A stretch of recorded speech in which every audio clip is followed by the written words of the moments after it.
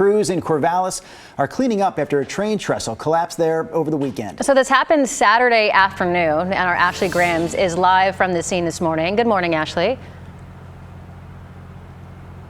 Drew, China, good morning. Of course, the sun hasn't come up yet, so still very dark here over the Marys River. What we can see are some of those train cars that have been stuck on the tracks since Saturday afternoon. I'll give you a look at those. We also have a handful of workers out here as well as some road closures, and you'll see that light there because crews are preparing to pull this train car out of the river today. They were shoring up the bank of the river. The railroad says they plan to bring in a crane to lift these train cars out of the water. Now, I do want to show you some video we got over the weekend in the daylight to give you better perspective of the damage. The train belongs to Portland and Western Railroad, and a spokesperson says 19 freight cars were crossing the river when it fell. The Corvallis Police Department says there was a structural failure.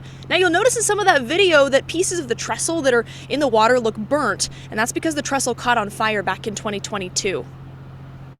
Seems like we all knew that the bridge was on fire a couple years ago. Didn't seem like it was sound structurally, and I guess that's a lot of weight to put on a old crickety bridge. Now, of course, an investigation is still underway. A spokesperson for the railroad says the train cars were carrying fertilizer. Police said they brought in an ecological recovery company to put in containment booms to try and filter any leaks from the train, and that they're committed to minimizing environmental impacts. But at this point, we're still waiting to find out what kind of harm, if any, this fertilizer could have on the river. Now, as for getting things cleaned up here, the railroad says that they don't have a specific timeline because they are still unloading the cargo from these trains. When they finish that, that's when they'll bring in this crane and try to pull these train cars out of the water here in Corvallis. Of course, we'll keep you updated on their progress.